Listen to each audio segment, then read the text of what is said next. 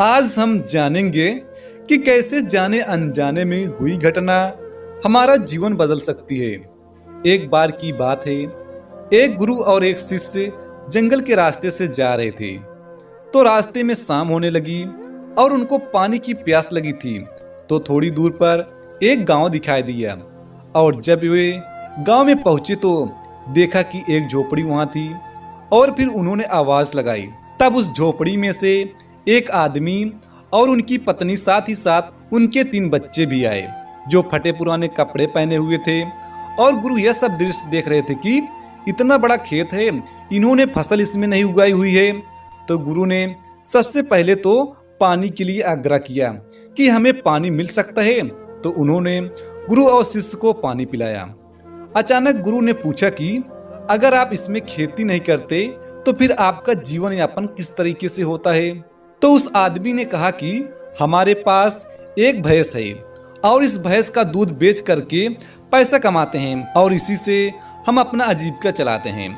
गुरु ने उनकी इस बात को ध्यानपूर्वक सुना और उनके बीच में कुछ देर तक बातचीत हुई, लेकिन अंधेरा हो चुका था। तो उन्होंने यह निर्णय लिया कि आज की रात हम यहीं रुकेंगे। तो लगभग मध्य रात्रि के करीब गुरु ने शिष्य से कहा कि हमें यह भैंस ले जाना होगा और इस भैंस को ले जाकर कहीं जंगल में छोड़ना होगा।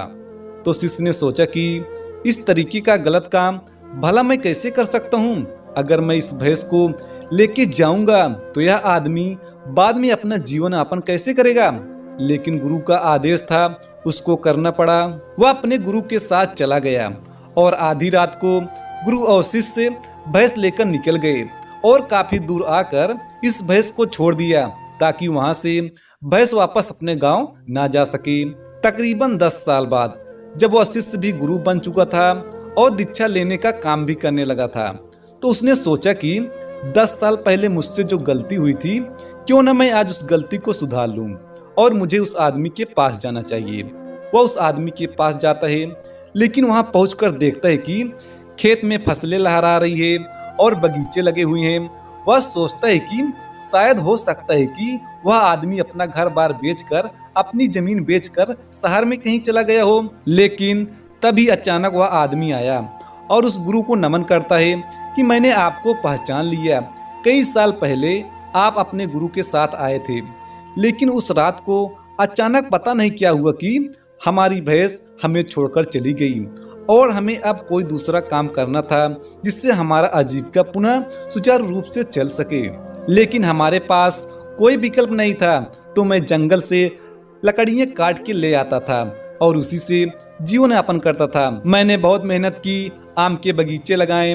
धीरे धीरे आम के बगीचे से लोग आम खरीदने लगे और धीरे धीरे मेरा आम का बगीचा बड़ा होने लगा। मुझे अच्छे खासे फल और उनसे पैसे मिलने लगे और मेरा बिजनेस बढ़ता गया, मेरा काम बढ़ता गया। अंततः आप यह जो देख रहे हैं वह 10 सालों की मेहनत का नतीजा है।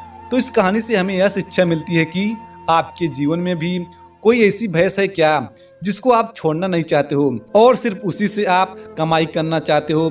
जैसे कि उस आदमी को नहीं पता था कि उसके अंदर टैलेंट है, उसके अंदर इतनी क्षमता है, लेकिन गुरु ने उसका भाग्य बदल दिया। हमेशा परिवर्तन तभी होता है जब आपके पास कोई विकल्प नहीं होता है, और जब आपके पास कोई विकल्प नहीं होता है तो सिर्फ आपके पास जो रास्ता होता है आप उसी पर चलते हैं, और जब आप उसी पर चलते हैं तो आपको जीवन में सफलता जरूर मिलती है।